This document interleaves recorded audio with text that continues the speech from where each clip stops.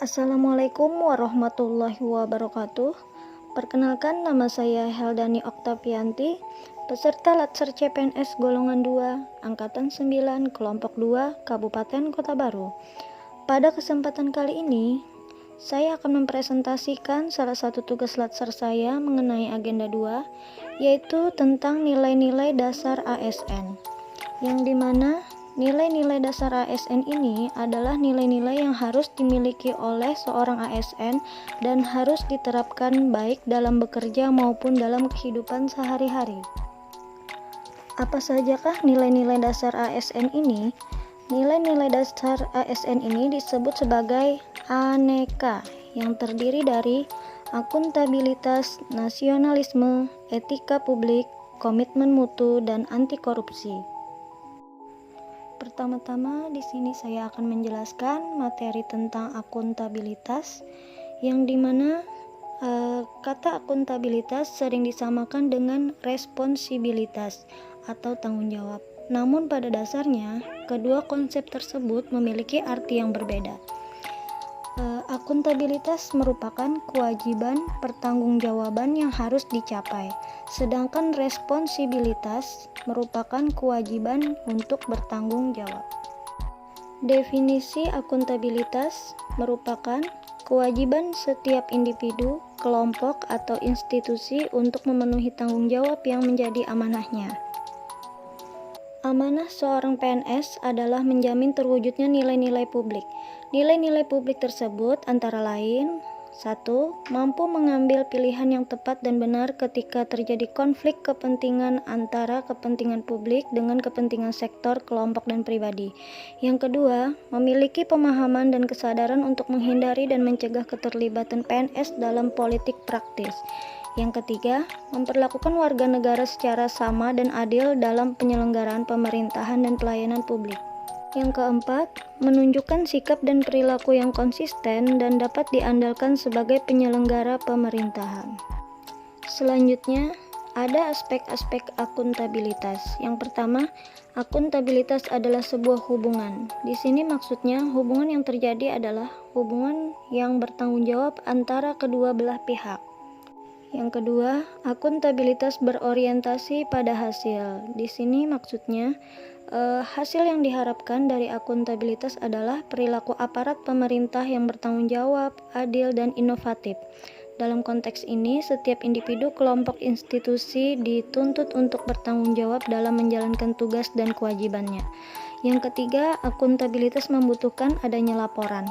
Laporan kinerja adalah perwujudan dari akuntabilitas. Dalam dunia birokrasi, bentuk akuntabilitas setiap individu berwujud suatu laporan yang didasarkan pada kontrak kerja, sedangkan untuk institusi adalah laporan akuntabilitas kinerja instansi pemerintah atau yang disebut dengan LAKIP. Yang keempat, ada akuntabilitas memerlukan konsekuensi. Maksudnya, konsekuensi tersebut dapat berupa penghargaan atau sanksi. Yang kelima, akuntabilitas memperbaiki kinerja. Dalam hal ini, proses setiap individu atau kelompok ataupun institusi akan diminta pertanggungjawaban secara aktif yang terlibat dalam proses evaluasi dan berfokus peningkatan kinerja. Selanjutnya, akuntabilitas publik memiliki 3 fungsi utama, yaitu yang pertama, peran demokrasi. Maksudnya untuk menyediakan kontrol demokratis. Yang kedua, peran konstitusional. Maksudnya untuk mencegah korupsi dan penyalahgunaan kekuasaan. Yang ketiga, ada peran belajar. Ini untuk meningkatkan efisiensi dan efektivitas. Penerapan mekanisme akuntabilitas pada organisasi antara lain sistem penilaian kinerja, sistem akuntansi, sistem akreditasi, dan sistem pengawasan seperti CCTV, fingerprint, ataupun software untuk memonitor pegawai menggunakan komputer atau website yang dikunjungi. Selanjutnya, saya akan menjelaskan materi kedua, yaitu tentang nasionalisme. Nasionalisme merupakan suatu sikap politik dari masyarakat suatu bangsa yang mempunyai kesamaan kebudayaan dan wilayah, serta kesamaan cita-cita dan tujuan. Dengan demikian, masyarakat suatu bangsa tersebut merasakan adanya kesetiaan yang mendalam terhadap bangsa itu sendiri. Penerapan nasionalisme di Indonesia ialah seperti cinta pada tanah air, ras, bahasa, atau sejarah budaya bersama. Penerapan nasionalisme dalam pelayanan kesehatan.